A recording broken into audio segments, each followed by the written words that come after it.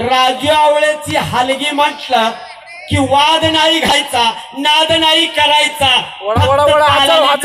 ऐकायचा। बरोबर सरांनी सांगितलं पुढच्या वर्षी राजू आवळेला लय करंट आणि पारा हो।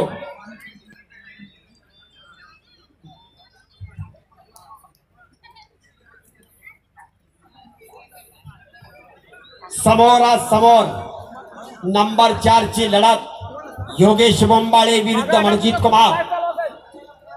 दोन्ही मातब्बर पैलवानांची चाललेली आहे। मनानं मनगटानं आणि मेंदूनं मजबूत असणारी, आत मर्दाची हिम्मत असणारी, मनगटात वीराचं शौर्य असणारी अशी दोन पोरे एकमेकाला भिडवलेले आहेत। पाटील वस्तात पंच म्हणून काम पाहतात। योगेश चालू वर्षी तुफान चाललेलं पोरगा बगलडूब बाप रे बाप, टाळ्या पाहिजे तर टाळ्या पाहिजे तर टाळ्या पाहिजे हो बाबा होता मर्जीचा खालून पुढा उठून यायला लागलेला आहे योगेश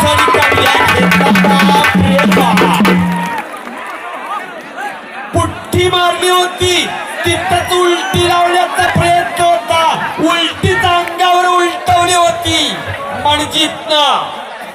1968 ला गणपत खेडकर आणि चंपा मुतनाळ अशीच कुस्ती झाली होती। 49व्या मिनिटाला चंबा पैलवानं गणपत खेडकर अशीच उलटी लावली होती। हो कुस्ती निकालीच होणार। 1964 आणि 65 डबल महाराष्ट्र केसरी गणपत खेडकर, 67 68 डबल महाराष्ट्र केसरी चंबा मुतनाळ, 69 ला कुस्ती झाली होती। हा माऊली जमनार आखाड्यावरती आणि आता तणवाय लागलेला योगेश बोंबाळे स्वारी भरलेले आहे, कस चढवलेला आहे, आता कस निघायला लागलेला आहे। पण योगेश पैलवान चितपटीचा निर्णय हवाय।